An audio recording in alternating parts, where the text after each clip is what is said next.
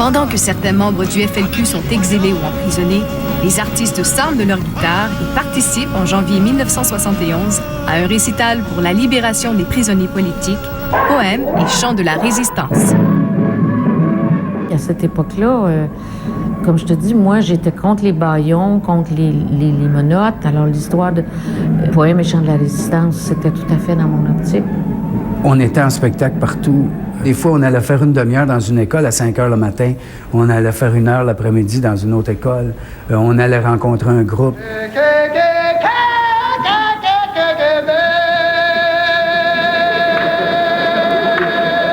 On était des gens qui devaient servir aussi socialement et politiquement à faire avancer les choses. Tous ceux qui étaient là, on le faisait pour ça, tu sais. I think we feel all a big solidarity for the politic prisoners, and we want to help them politically and financially. De mon enfance à aujourd'hui. À l'occasion, on demandait s'il y avait un rassemblement. Les organisateurs disaient, bon, un tel est peut-être prêt à monter sur scène pour venir l'agrémenter. C'était au gré de chacune de ces personnes-là de dire oui ou de dire non. J'ai revu mes appartenances, mes 33 ans et la vie. Et puis moi, je me disais, on ne se sert pas de moi. J'y vais si je veux bien y aller. Et j'y vais pour la cause du peuple québécois-français. Je ne vais pas pour un parti politique. Bien sûr que parlant de ces choses-là, c'est un parti qui rassemblait toutes ces idées qui est le Parti québécois, qui était en tout cas. Le mariage entre la politique est toujours délicat.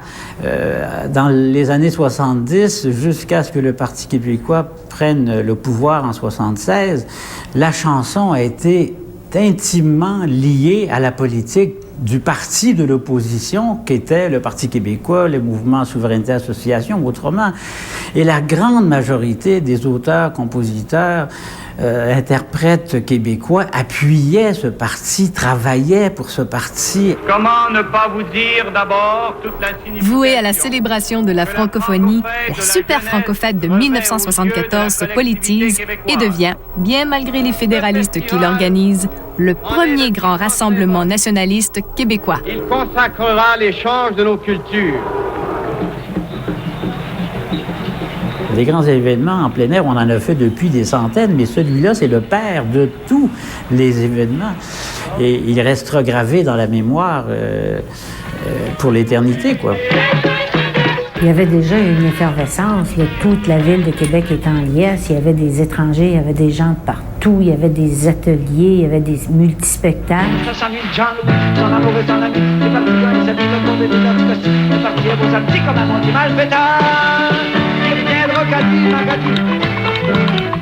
C'est Gilles Vigneault, en fait, qu'on est allé voir en premier, qui a accepté. Et après, moi, j'ai pris ma voiture et je suis monté à Lille chez Félix Leclerc pour lui exposer notre projet. Et Félix m'a dit oui immédiatement. Quand les hommes vivront d'amour, il n'y aura plus de visage. Je me souviens, j'étais assis sur la scène, caché derrière des haut-parleurs, et donc de côté avec la performance des artistes qu'on n'a pas enregistré ce show pour la télévision parce que j'ai tout fait pour convaincre Radio-Canada de le faire, et ils m'ont dit non. Dans la grande chaîne de la vie, pour qu'il y ait de meilleurs temps, il faut toujours quelques perdants. C'était un moment important. C'est là qu'on a réveillé Quand les hommes vivront d'amour. Donc, et ça identifiait justement toutes les revendications, tout le monde dans cette douceur-là, et ça nommait très bien quel était le mouvement finalement québécois. Là, t'sais. Et donc, moi, en tant qu'artiste aussi, en tant que débutant, parce qu'à ce moment-là, je chantais, ça m'a vraiment marqué.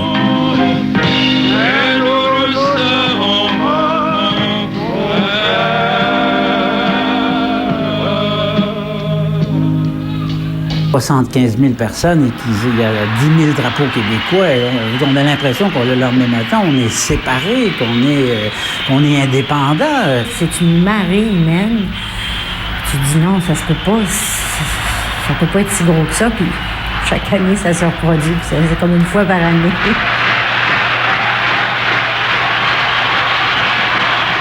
Il faut se rappeler ce qui s'est passé dans la loge après avec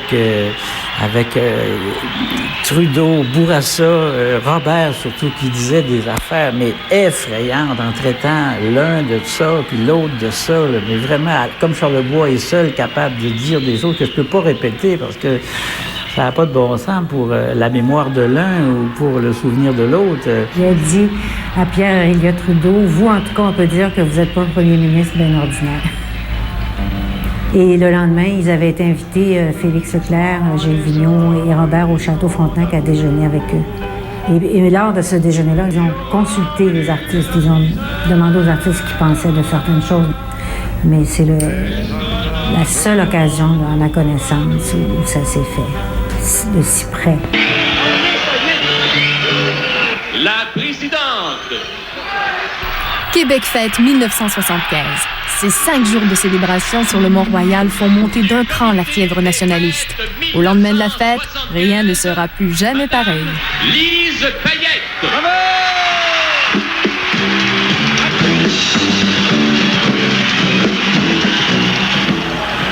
Et comme présidente du Comité des fêtes 1975, je déclare la fête nationale du Québec ouverte.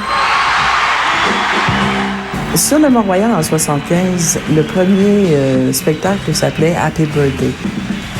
C'était un spectacle avec Gilles Vigneault, Louise Forestier et Yvon Deschamps. On n'aurait plus besoin de chanter Happy Birthday jamais. Comment finir Happy Birthday out? Il me semble que si on n'est plus pour la chanter, on devrait se la chanter une autre fois. Oh. Et si Yvon te dit, ben non, c'est ça, on va chanter Happy Birthday. Puis là, ben, ça fera il arrivera ce qui arrivera. J'ai dit qu'on va se faire descendre. C'est le fun. C'est le fun, Yvon. Peux-tu me cacher en arrière de toi, tu sais? Il fallait avoir des couilles pour faire ça. On va dire, appeler un spectacle Happy Birthday sur la montagne pour le 24 juin. Et on rentrait puis on chantait Happy Birthday en anglais, mettons, qu'on se faisait pitcher des roches, là.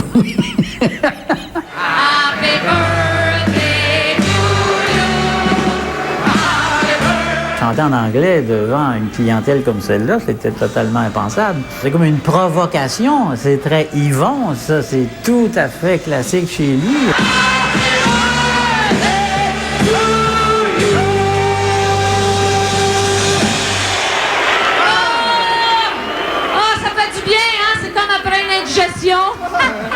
C'est ce côté absolument extraordinaire et ambigu d'Yvon. Moi, j'ai toujours aimé Yvon. Parce que j'ai toujours l'impression que même les causes qu'il défendait, il avait l'air de s'en moquer aussi. Hey Gilles, tu veux dire que t'as fait une chanson juste pour nous autres? Pour nous autres? Hey, nous autres, en français! Je pense que c'est Gilles Vigneault qui a dit il serait temps qu'on écrive une chanson pour remplacer Happy Birthday, pour remplacer ça. Bonne fête, Joanne, tu sais. Bon. Alors, donc, il a écrit la chanson. Puis là, on s'est dit comment la présenter. Bien, ce qu'on va faire, c'est qu'on va chanter Happy Birthday en anglais, la vraie chanson. Puis là, le monde va crier. Puis on va dire, bien, il n'y a pas de problème, on en a une nouvelle. La mienne, c'est pas compliqué. D'abord, il y a 3 couplets. Puis après ça, il y a un refrain que tout le monde peut reprendre en chœur, mais facilement, qu'ils peuvent reprendre tout de suite. OK, vas-y, Gilles. Ça marche de même. Gens du pays, c'est votre tour de vous laisser parler d'amour. J'avoue que j'ai pas eu la perspicacité de dire « Wow, c'est un moment spécial et ça va nous mener quelque part. » Je pense qu'on l'essaye. On va l'essayer en groupe. On l'essaye en groupe. Êtes-vous prêts à essayer ça? Les gars, arrêtez-vous tout de suite. Il y a un nom que vous ne serez jamais capable de mettre sur cette chanson-là. Oui, non. Je viens de le pratiquer dans ma petite tête, là, puis ça marchait pas pantoute. Qui? Puis Yvon, je te lance un défi. Quoi? Essaye de chanter cette chanson-là avec Robert Bourassa. Qu'est-ce que... Ouais. Il voulait chanter « Cher Robert Bourassa », c'est à ton tour de te laisser parler d'amour. Et il le faisait de telle sorte que ça pouvait pas chanter, ça rentrait pas dans le rythme. Robert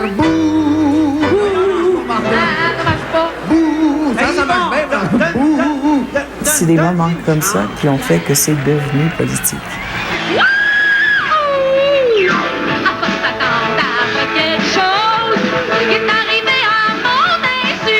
Écoute, c'est incroyable le pouvoir que tu as quand tu es debout sur une scène, puis que tu es hot, puis tu fais partie d'une jeunesse hot, tu es cute, tu as tout pour toi, tu sais. Tu peux manipuler. Mais moi, ça me faisait très peur, ça. Je voyais ça plus proche.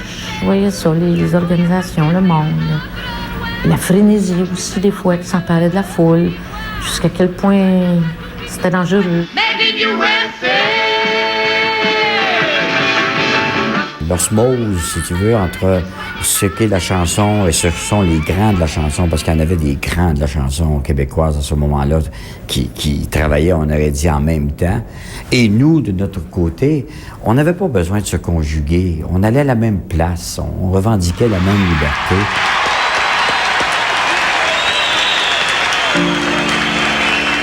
Le moment culminant des fêtes de 75, c'est l'interprétation par Ginette Renaud de « Un peu plus haut, un peu plus loin » lors d'une soirée hommage à Jean-Pierre Ferland.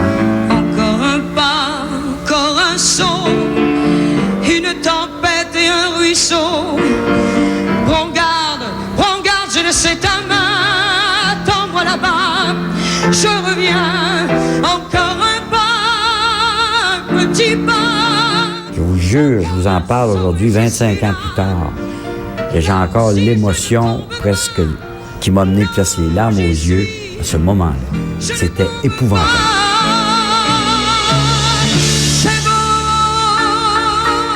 Moi, je suis sûre que Ferland n'a pas écrit une chanson politique.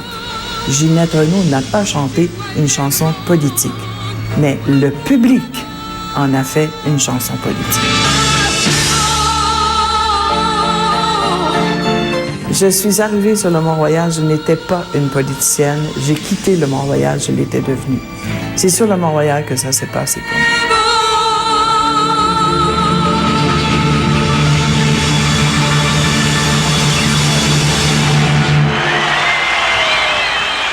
Je pense qu'à partir de ce moment-là, c'est enclenché, en juin 75, sur une période qui allait s'étaler sur une année et demie, la marche du Parti québécois vers sa victoire étonnante et superbe du 15 novembre 1965.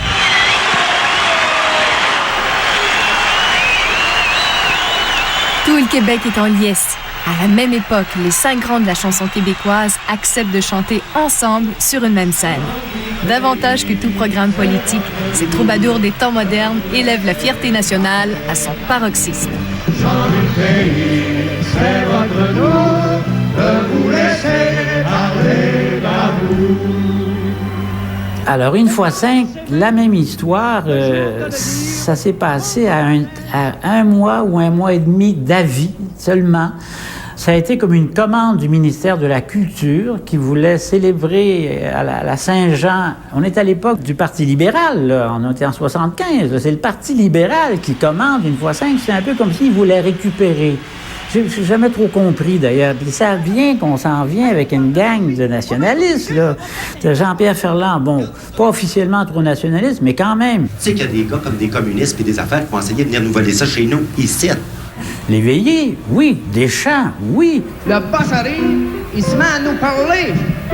Il nous a parlé. Charlebois, à l'époque, oui. Ce qu'il y a d'extraordinaire, c'est que le gouvernement va s'en occuper. Et Vigneault, clair que c'est le cas, ça. On va pas avoir le droit de choisir. Ça va pas être une question de choix. On va tout être obligé de le faire, la grosse vie, moi, je te le dis. Dans le cas de 1x5, naturellement, chacun avait ses numéros à amener. Non, mais c'est pas de ma faute, tabarnouche. C'était l'année de la femme. C'est dur de faire un homme de toi l'année de la femme. Moi, j'ai perdu tous mes privilèges d'homme dans cette année-là. La difficulté, c'était pour moi, c'est de parler sur la montagne, c'était pas simple.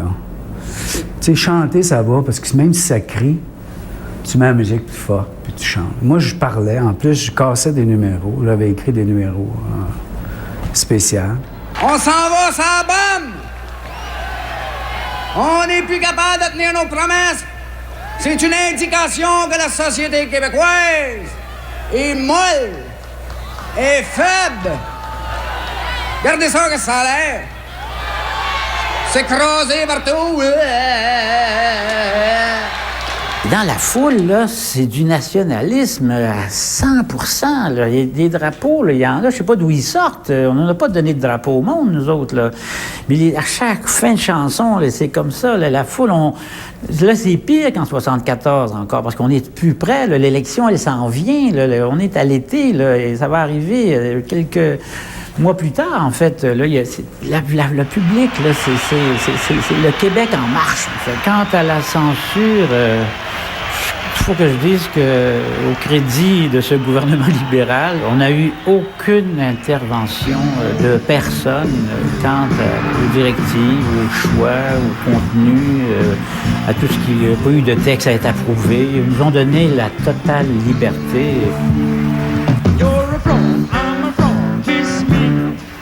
Dans ces grands spectacles-là, ils montrent de la fierté. On sent, quand ça commence, si le spectacle va bien, qu'à la fin du spectacle, la fierté couvre l'ensemble de la foule. On est 10 000 sur la rue Saint-Paul, avec le blues de la métropole. Le fait de chanter en français, surtout en québécois, ça devenait en soi un engagement politique. D'une certaine façon, c'était une prise de position. Si tu allais voir un show d'harmonium ou Beau Dommage, il n'y avait pas besoin de dire eux autres « Vive le Québec libre ». À la fin de leur show, tout le monde sentait ça comme une évidence. On va vous jouer un morceau qui s'appelle « Bon débarras ».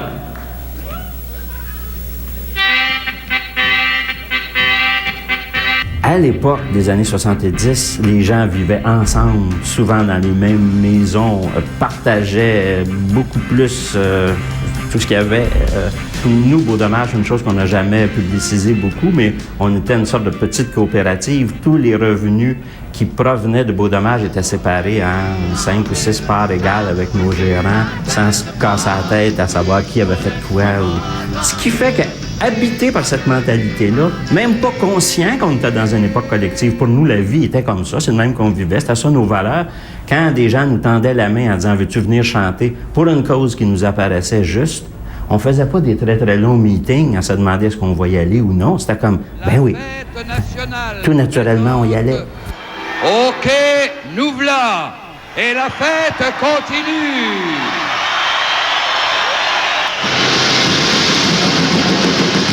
J'ai vu danser du monde, j'ai vu danser des gens. On danse en ville, on danse au champ. On danse ici depuis longtemps.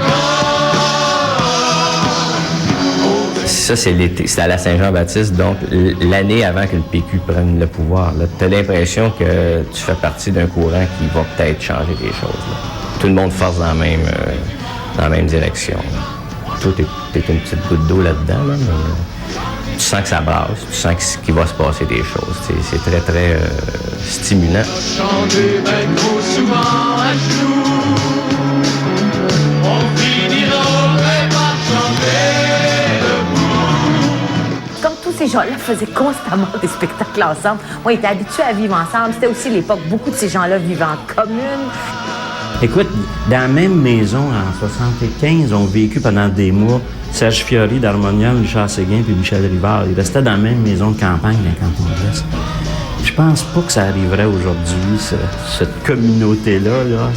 Il y aurait des gérants en arrière de chacun des artistes pour être sûr qu'ils ont leur chambre de bain et leur avocat et leur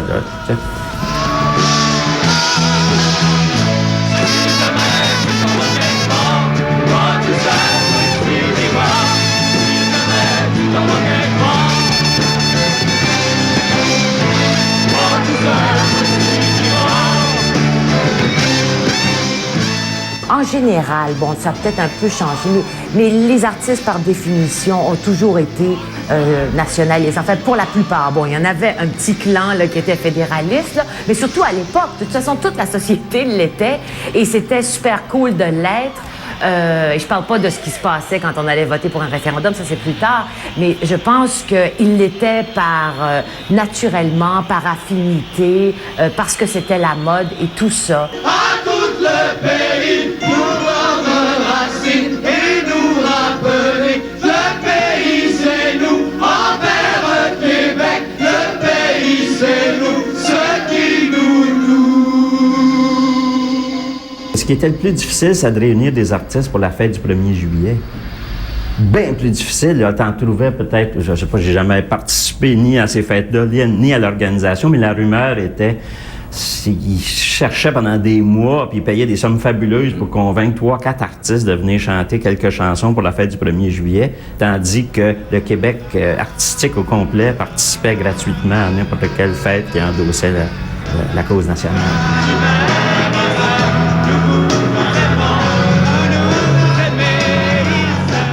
C'est sûr qu'il y avait un angélisme là-dedans. Il y avait « on s'aime tous »,« on est une grande famille »,« on est 6 millions, faut se parler », tout ça. C'était un peu fatigant des fois, c'est vrai. Ce que j'aimais de cette époque-là, j'aimais l'énergie de cette époque-là. J'aimais l'espèce d'idéalisme fou. Je pense que tout le monde y croyait pour de vrai. Ça ne savait pas trop ce que ça voulait dire, mais on y croyait. Et ça, c'était... Donc, il y avait une certaine pureté là-dedans que, malheureusement, on a perdu par la suite.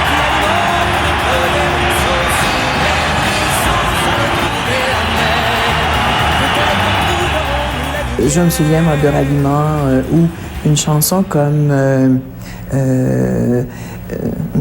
est-ce que ce sont les gouttes d'eau qui alimentent le cours des ruisseaux, la, la, la. Alors, ça, c'est devenu comme une espèce d'hymne national pendant la campagne électorale. Et puis, il y a la chanson de la campagne électorale à partir d'aujourd'hui, Demain nous appartient, que tout le monde chantait en chœur.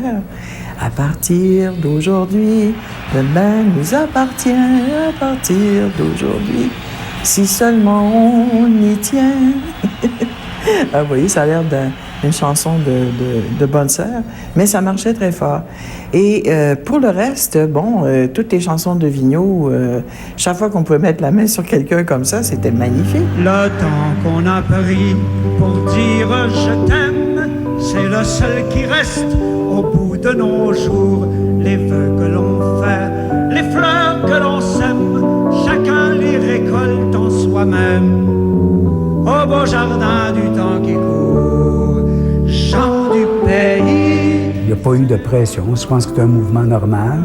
Et on s'est engagé aussi à aider politiquement, à faire connaître le parti, etc. Donc, on était un groupe. On se retrouvait d'ailleurs, on était toujours les mêmes partout. Hein. C'était toujours Raymond Lévesque, Gaston Miron, Pauline Julien.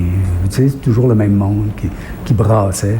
Quand tu es un artiste puis tu vas trop proche du pouvoir, bien c'est sûr que on est des humains. Les gens sont toujours flattés d'avoir un artiste à côté d'eux. Ça leur donne une espèce de frisson. Ils ont le goût de nous faire plaisir. Ils nous font plaisir. Puis, des fois, c'est pas nous autres qui demandons, c'est le gérant. C'est tout des... dangereux, c'est dangereux. Il y en a qui ont choisi d'avoir une position politique, donc d'appuyer un parti politique avec ce que ça représente de danger pour un artiste de faire cela. Il y en a qui l'ont fait. Il y en a d'autres qui ont reculé complètement. Qui ont joué la neutralité, dans le sens qu'ils ne se compromettent pas pour un ou pour l'autre, ils deviennent artistes, point. Il y en a d'autres qui sont même virés de bord, qui ont choisi de presque devenir fédéralistes, se dandinant un peu ou jouant les deux tableaux. Pour la préparation de l'élection de 1976, on m'a demandé de me présenter, comme on a demandé à bien du monde, les Payette de se présenter, bon, etc., etc. Et ça m'a bouleversé un peu parce que, là, cette fois-là, c'était trop. Là, mettons que là, ils ont mis de la pression, j'étais pas d'accord. Et j'ai pas dormi pendant quelques jours parce que là, on me disait que c'était mon devoir et tout ça. Puis là, je me comprenais plus. Mais après quelques jours, je me suis dit, oui, mon devoir, j'ai un devoir, c'est d'être... Oui, moi, j'ai le devoir d'être engagé. Je suis une personne engagée. J'ai le devoir de dire ce que je crois, puis de... Bon. Mais ma place, c'est l'humour, c'est pas la politique. Radio-Canada, à 8h40, prévoit que le prochain gouvernement du Québec sera formé par le Parti québécois et que ce gouvernement sera majoritaire. Saluons ensemble et très fort le premier ministre du Québec, René Lévesque. À la prise du pouvoir en 1976 du Parti québécois, à mon grand désarroi, ils n'avaient plus besoin de nous. Curieusement, tout d'un coup. J'ai jamais pensé que je pourrais être aussi fier d'être québécois que ce soir. À l'élection du Parti québécois, les gens y ont fait « Wow! Enfin, c'est fait! » Tout le monde s'est assis, puis ils ont regardé le petit René Lévesque se démener comme un yard dans l'eau bénite. Mais là, c'est pas ça qu'il fallait s'impliquer. C'est comme si la mission des artistes avait été accomplie et qu'une fois que le parti soit arrivé au pouvoir, les artistes sont devenus des gens de divertissement. Le mariage de passion entre la politique et la chanson connaît ses premiers soubresauts. Les politiciens et le public boudent les artistes. Il y a une chute de la chanson québécoise, mais pas juste moi, tout le monde. Le public n'est plus intéressé par la chanson. Il faut dire qu'on leur a rincé les oreilles de Québécois. Ça n'arrêtait pas. Un Québécois après l'autre. Puis là, chez nous, le Québécois, on n'en peut plus. On va entendre d'autres choses. Petit Poil est au pouvoir. Puis maintenant, goodbye. On veut plus vous entendre. On vous a attendu. Allez-vous-en. Parce que c'est pas juste... On a eu l'impression que le public aussi... On s'est senti floué par le public complètement. À partir du moment que le Parti québécois, je dirais, a pris le pouvoir, ça s'est vraiment confirmé, pas juste pour les artistes, pour tout le monde. C'est comme la bataille est sortie de la rue. Ça s'est en allé au Parlement. Et elle est là depuis ce temps-là.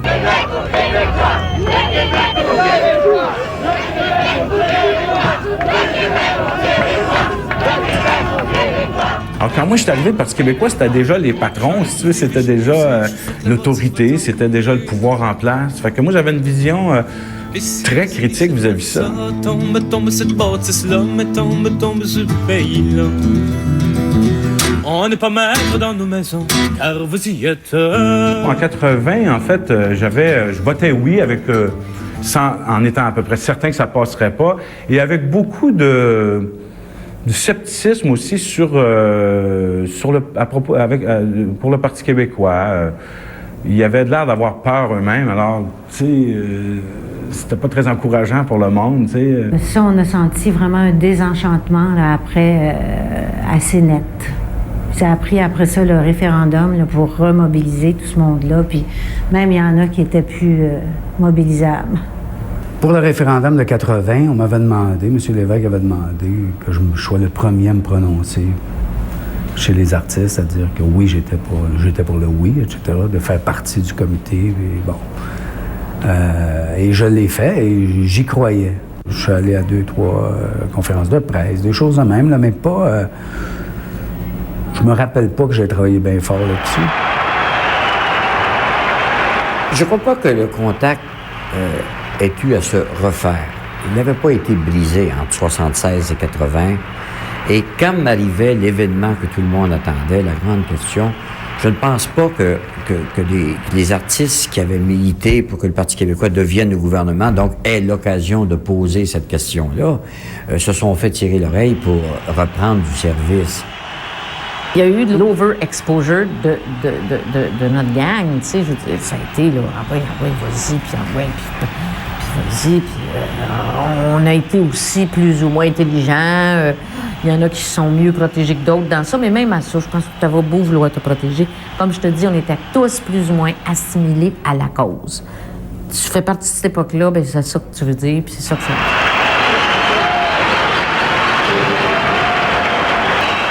Quelques jours avant, il y a eu une grande soirée au Centre Paul Sauvé. C'est une soirée bien étrange, je le raconte, là, où les artistes prennent beaucoup de place.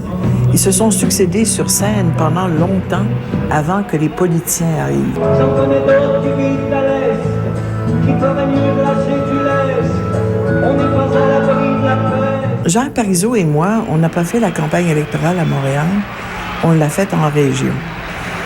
On est donc au centre Paul Sauvé ce soir-là, tous les deux, en coulisses, pendant que René Lévesque prend la parole. Et ensuite, ça doit être Jacques Parizeau. Et il s'énerve, il tourne en rond, et il finit par dire, s'il n'y avait pas autant de chanteurs, on pourrait parler. Alors, j'avais été un peu blessée de sa remarque, parce que quand il parlait de ses amuseurs, je me sentais visée.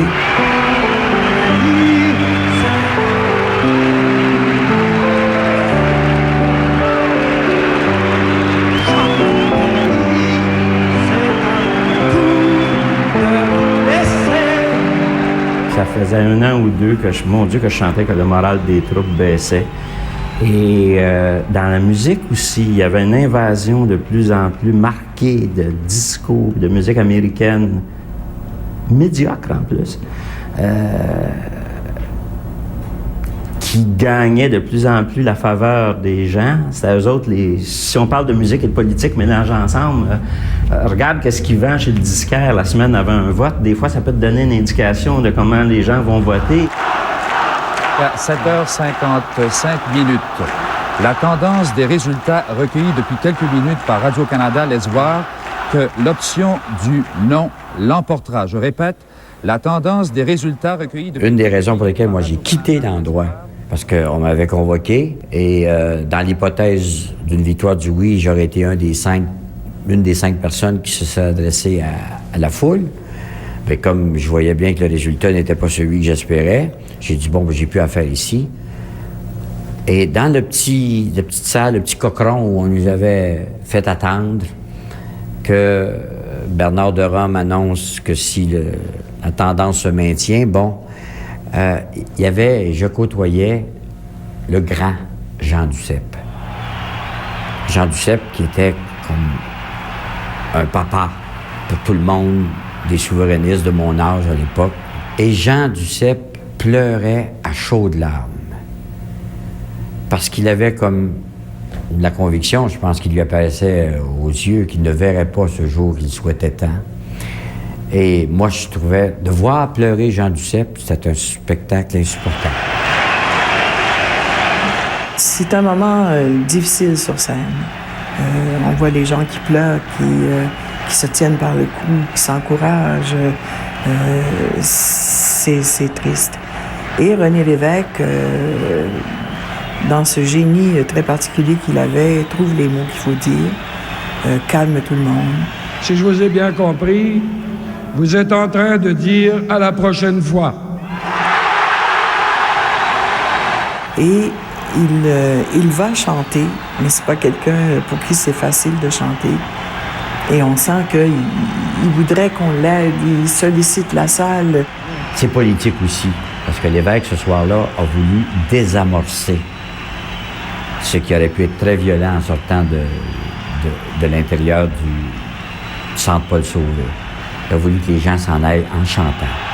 Est-ce qu'on pourrait terminer un peu cette soirée en chantant pour tout le monde ce qui reste la plus belle chanson québécoise à tous, sans exception, à tous les gens de chez nous. Si quelqu'un voulait l'entonner, moi, les gens du pays, moi, je suis pas tout à fait en droit.